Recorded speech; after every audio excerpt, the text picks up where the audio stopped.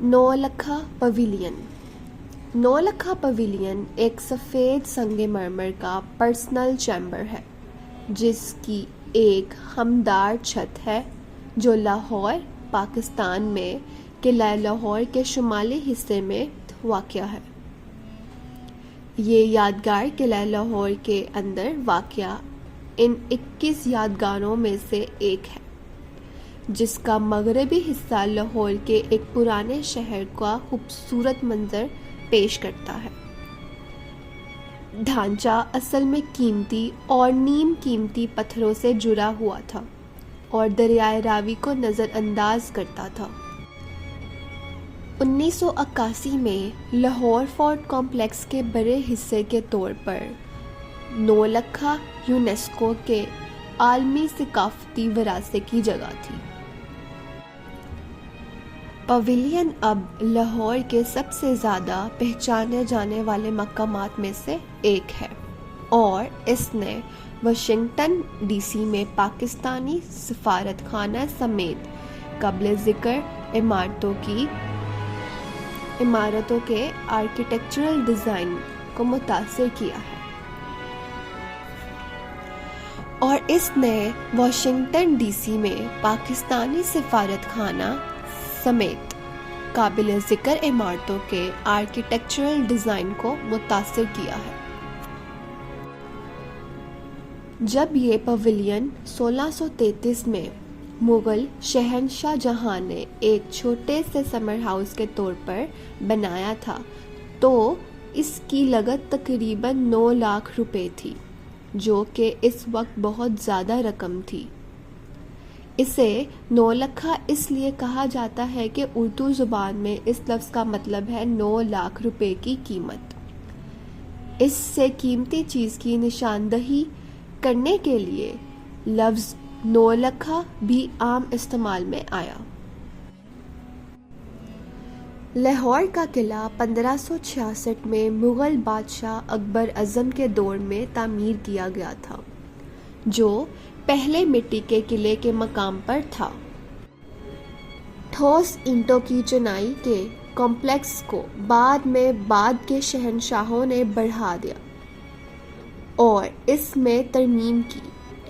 मुग़ल शहंशाह जहां एक रोमानी आदमी था जिसने आगरा में ताजमहल तमीर किया और इसके बाद लाहौर में ये मास्टरपीस 1633 में एक छोटे से समर हाउस के तौर पर तामीर किया गया जिसकी लागत तकरीबन 9 लाख रुपए थी जो कि इस वक्त बहुत ज़्यादा रकम थी। नौलखा पवेलियन इन इमारतों में शामिल है जो 1628 और 1634 के दरमियान शाहजहां के दौर हुकूमत में तामीर की गई। डिज़ाइन और तामीर में इनकी ज़ाती दिलचस्पी की वजह से शाहजहां की तामीराती रवायात मखसूस हम आहंगी और दर्जा बंदी के लहजे को ज़ाहिर करती हैं। नौलखा पवेलियन किला के शामिल मगरबी हिस्से में वाक़या शाह बर्ज बलाक का हिस्सा है जिसे दरहकीकत इसके पेशरो जहांगीर ने तामीर किया था। 1927 में इमारत को बर्तवानी हिंद के महकमा आसार कदीमा ने दर्ज किया था।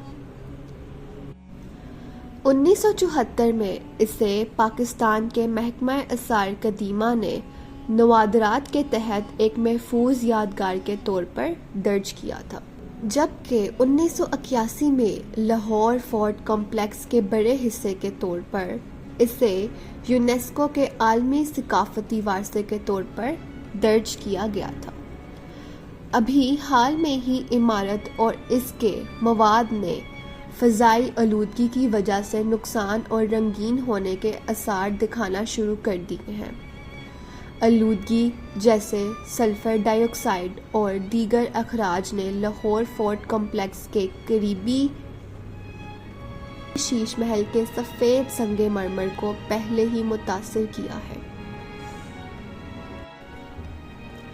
पवेलियन शक्ल में मुस्ततील है, शीश महल के मगरिब में वाक़या है اور اس کی مرکزی محرابی اور غیر معمولی طور پر حمیدہ چھت کی وجہ سے نمایاں ہے، جو بنگال کے دوچالہ طرز کی ہے۔ یہ منفرد خصوصیت شاہ جہانی فن تعمیر کی علامت ہے۔ یہ اس موضوع کی سامراجی اور مذہبی تصویر کو ظاہر کرتا ہے۔ اصل چھت غالباً سنہری تھی، اندرونی دیواریں قیمتی اور نیم قیمتی پتھروں سے جڑی ہوئی ہیں، اور چاندی کی نازک پارچن کاری زیورات کو دنیا کی بہترین دیواروں میں شامل کیا جاتا ہے۔ چمکدار ٹائل موزیک کو پھولوں کے ڈیزائن اور فرشتوں اور سلیمانی علامتوں کی تصویر کے ساتھ محراب والے سوراخوں کو سجانے کے لیے استعمال کیا گیا ہے۔ پاویلین کی سنگ مرمر کی سکرینوں پر مرلن کا تاج پہنایا جاتا ہے تاکہ قیدیوں کو قلعے اور دریا کے درمیان کی زمین سے نظر نہ آئے۔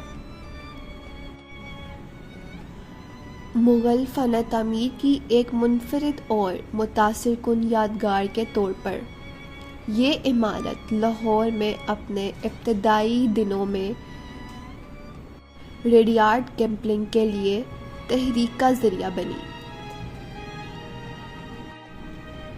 ان کے نوالوں میں سے ایک ہے دی نو لکھا۔